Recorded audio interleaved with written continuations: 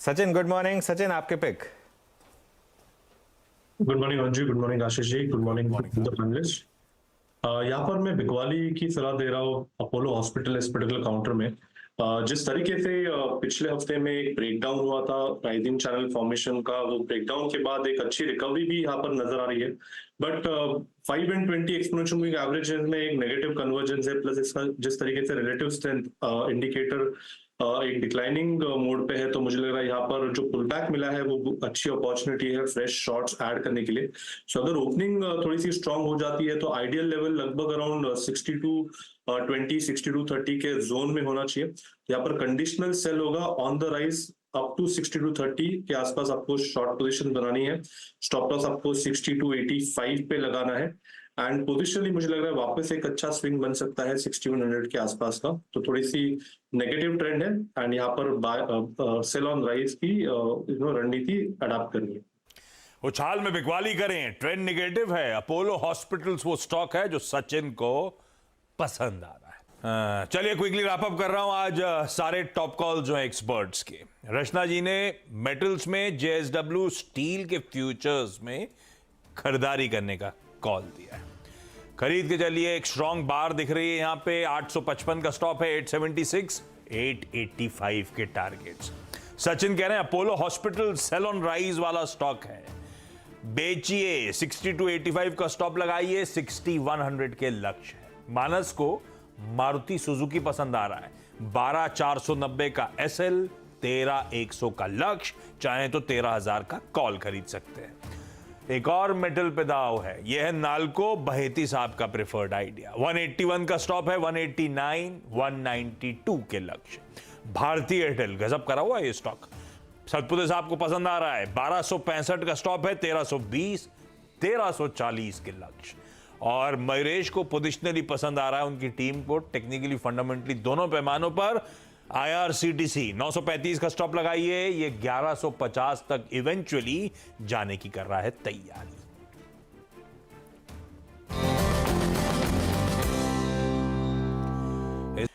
अगर किसी को डर था कि कितने क्वार्टर्स का पेन रहेगा इस मर्जर रिलेटेड, तो एटलीस्ट एक क्लैरिटी की Q3 में पेन था, Q4 में वापस रिपेयर वर्क शुरू हो गया है, फर्दर पेन नहीं है। डिपॉजिट्स बढ़े, मार्जिन्स एक्सपैंड करे, और प्रोवाइड फॉर इसीलिए करा कि क्रेडेला का पैसा आया था स्टेक सेल का, उसे चैनलाइज कर लिया गया। तो अपडेट्स तो बुरे नहीं है, पर सचिन ऑलरेडी चला हुआ स्टॉक है, ऐसा नहीं कि नहीं चला है। लोअर लेवल से अच्छी recovery trade already play out हुआ है एचडीएफसी बैंक में, तो पता नहीं नंबर्स कितना लीवर को और फर्दर मूव कर पाएगा। कैसी लग रही है पोजिशनिंग, क्या करोगे एचडीएफसी बैंक पे?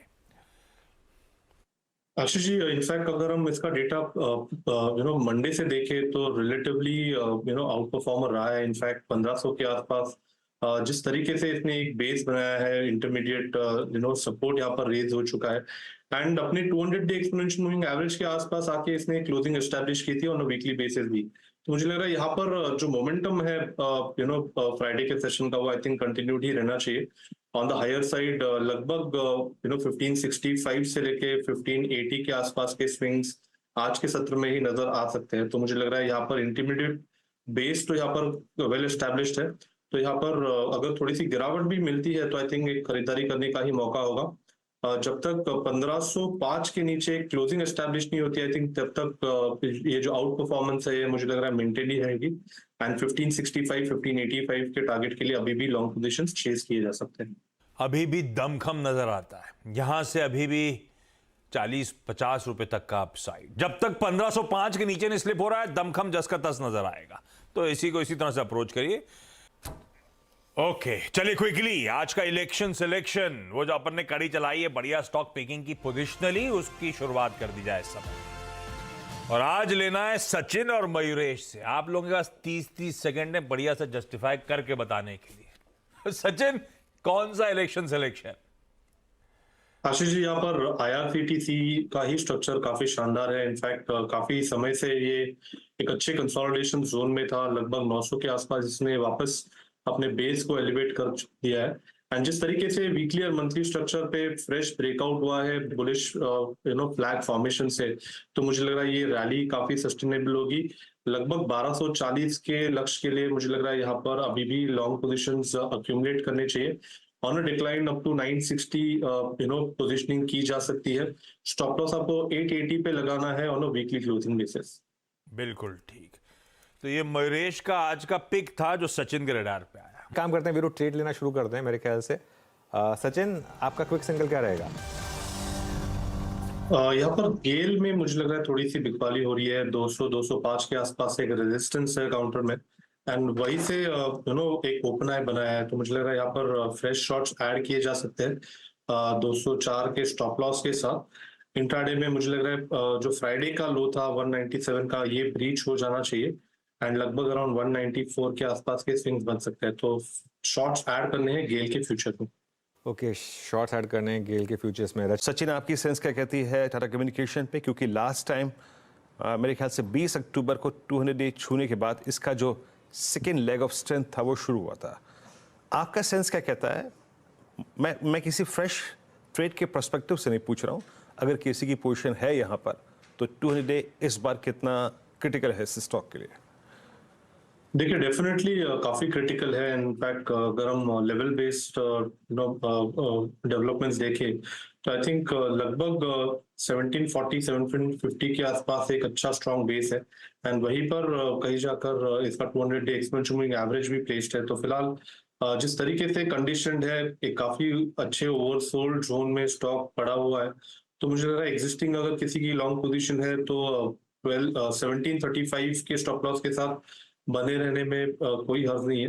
अगर थोड़े से स्लिपेजेस आते भी है तो मुझे लग रहा है 1750 1760 एक आइडियल जोन होगा जहां पर थोड़ी सी लॉन्ग पोजीशंस ऐड भी किए जा सकते हैं। इमीडिएट बेसिस पे अगर थोड़ी सी रिलीफ रैली बनती है तो लगभग अराउंड 1820 से लेके 1880 ये दो टारगेट्स के लिए मुझे लग रहा है यहाँ पर reward to risk opportunity better है। तो यहाँ पर थोड़ा सा बायस मुझे लग रहा है पॉजिटिव ही रखना है जब तक 1740 के नीचे की क्लोजिंग एस्टैब्लिश नहीं होती। तो आई थिंक कहीं जाकर बाउंस बैक की प्रोबेबिलिटी यहाँ पर स्ट्रांग नजर आ रही है। ओके, कहीं बाउंस बैक की प्रोबेबिलिटी स्ट्रांग नज़र आ रही है यहाँ पर। ओके, चलिए अब ज़रा एक बार आप लेकर आइए टाटा मोटर्स, और ये स्टॉक अब थोड़ा सा हायर लेवल से थोड़ा सा स्लिप हुआ, और एक बार मारुति लेकर आइए ज़रा स्क्रीन पर। देखना चाह रहा था कि बस वो रिलेटिव ट्रेड प्ले हो रही है, नहीं वो भी नहीं प्ले हो रही है, वो भी थोड़ा स्लिप हुआ हायर लेवल से। दोनों स्टॉक्स स्लिप हुए हैं हायर लेवल से। टाटा केमिकल्स दूसरी तरफ, टाटा केमिकल्स में अच्छे मूव बन रहे हैं इस समय पर।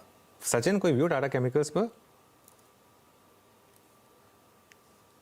इमीडिएट बेसिस पे तो 1100 के आसपास एक अच्छा सपोर्ट है। वीकली बेसिस पे भी कहीं जाकर इसकी 20 वीक एक्सपोनेंशियल मूविंग एवरेज भी लगभग अराउंड 1086 के आसपास प्लेस्ड है। तो I think multiple support zone है। ऑन अ डिक्लाइन मुझे लग रहा है अगर मौका मिलता है तो खरीदारी की जा सकती है, but on the higher side momentum मुझे लग रहा है तभी नजर आना चाहिए जब 1155 के ऊपर ये अच्छी तरह ट्रेंड करे। तो आई थिंक एक नैरो रेंज ऑफ कंसोलिडेशन बन सकती है अगले कुछ हफ्तों के लिए with in this particular level. के नाल्को तो मेटल्स में बहुत स्ट्रॉन्ग मूव, हिंदुस्तान कॉपर 7.25%, और याद रखिएगा ये जो करीब करीब 4.25% की एडिशनल तेजी आई है वो स्क्रीन पे आई है। अच्छा, मीनवाइल सचिन जी के पास एक ट्रेड है, पहले वो पिक करते हैं। सचिन, क्या पिक किया आपने?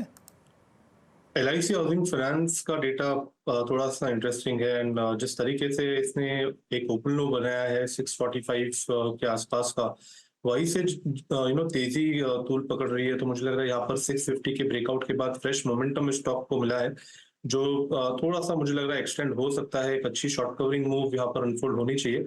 670 के टारगेट के लिए अभी भी यहाँ पर मोमेंटम चेस करने की सलाह होगी LIC हाउसिंग फाइनेंस के फ्यूचर में।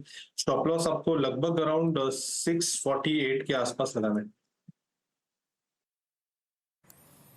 Okay, LIC housing finance. अच्छा अनुज, एक काम करते हैं, आप ज़रा चार का चौका की शुरुआत कर लेते हैं फिर।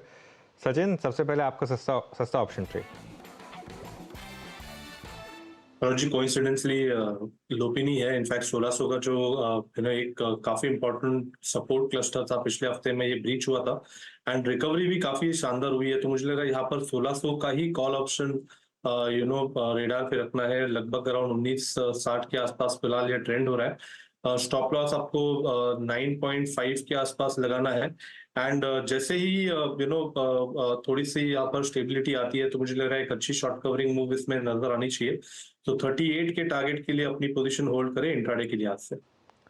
ओके लुपिन सुधा एक दो स्टॉक्स मार्क कर देता हूं जो कि अच्छा कर रहा है। अच्छा, इमर्ज कौन कौन से स्टॉक हुए हैं, मतलब बीते 1 घंटे के डिस्कशन में, जो कि शुरुआत में बिल्कुल नहीं थे बट आके अब परसिस्ट कर रहे हैं।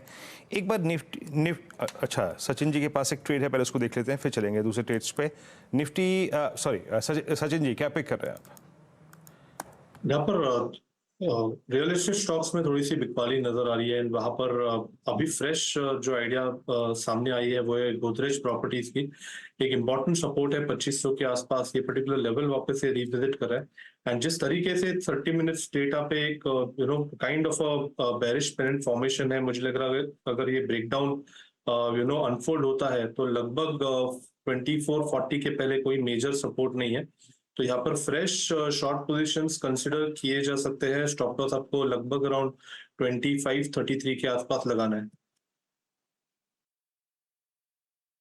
ओके अच्छा, अब एक काम करते हैं, इस शो को यहीं पे विराम देंगे और अगले शो में हमारे साथ राजेश जी, रचना जी बने रहेंगे। बाकी के पूरे पैनल को हमारे साथ जुड़ने के लिए बहुत बहुत शुक्रिया। और अब हम ट्रांजिशन करेंगे 10 के दमदार ट्रेड्स में।